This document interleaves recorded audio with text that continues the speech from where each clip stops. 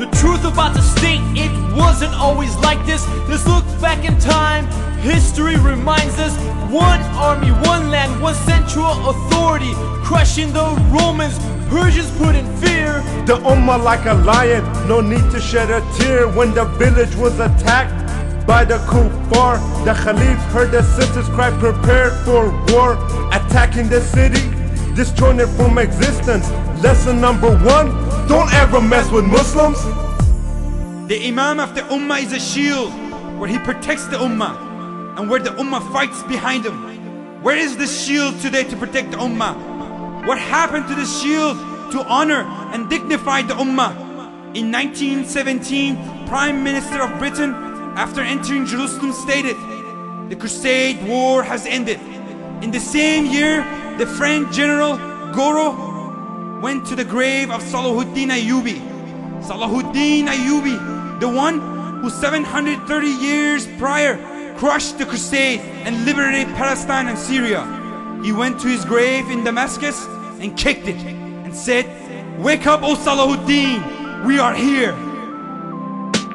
How do they do this to you and me? We turn on the TV and all we see is a world full of casualties, a generation agony. Our Ummah is a misery.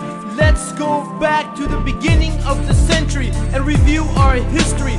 From one side to the other side of the globe, the system of Islam ruled over the world. They went to the Muslims for all their solutions, from mathematics to biology, the advancement and technology. The Kafir women used to imitate our women. They wanted the same respect that the Muslim sisters were given, while the enemies of Islam were trying to twist the Quran, trying to write a surah like Allah's. They all failed miserably, and many of them responded, أشهد أن لا إله إلا الله وأشهد أن محمد رسول الله. Allah has challenged the humanity until the day of judgment to produce a surah or an ayah like the Quran, and Allah assured that they will never be able to make a surah like it. The kuffar plan and work to destroy this deen, and Allah affirms that we too are planning. And if all the people of the world got together, they still could not and will never be able to put a scratch, a size of a mustard seed on the throne of Almighty Allah subhanahu wa ta'ala. After failing on the battlefield, the kuffar got together and decided to yield. They said we must change the way the Muslims think, and sure enough, the Muslim Ummah began to sink. In 1917, John Belford promised Palestine to the Jews. 31 years later, his promise went through. Britain and France split the Muslim lands. 3 years later, Islam's worst traitor, Mustafa Kemal, brought the state's fall. In 1920s, Mustafa Kemal, with the help of the British, became the hero.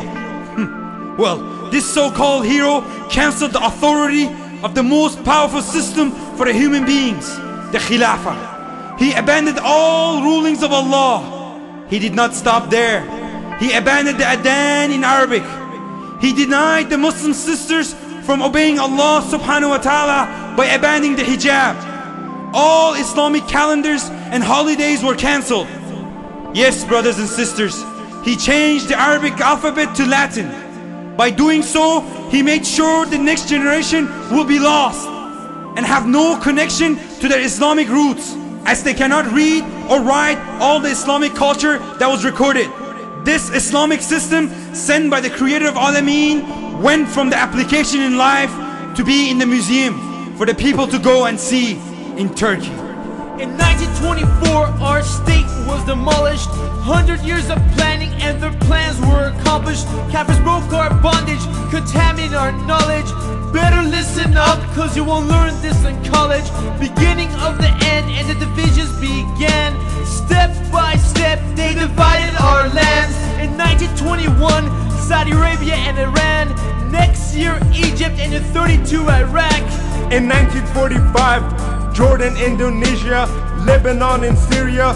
2 years later, the division of India, the Muslims took a stand and demanded the ruling of Islam. So they gave them Pakistan, but it was only an illusion, a false resolution. far from a solution. In 1948, the Jews established their Israeli state.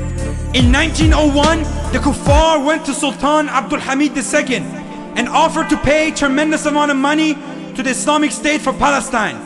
Sultan Abdul Hamid II replied, "I am not going to give 1 inch of Palestine to the Jews, as Palestine is not mine to give, but it belongs to the Ummah, and Ummah have shed blood to defend this land. But if one day the Islamic State falls apart, then you could have the Palestine for free. But as long as I'm alive, I would rather have my flesh be cut out than cut Palestine from the Muslim land. I will not allow any carving while we are alive." 1960s, Somalia, Nigeria, Kuwait and Algeria.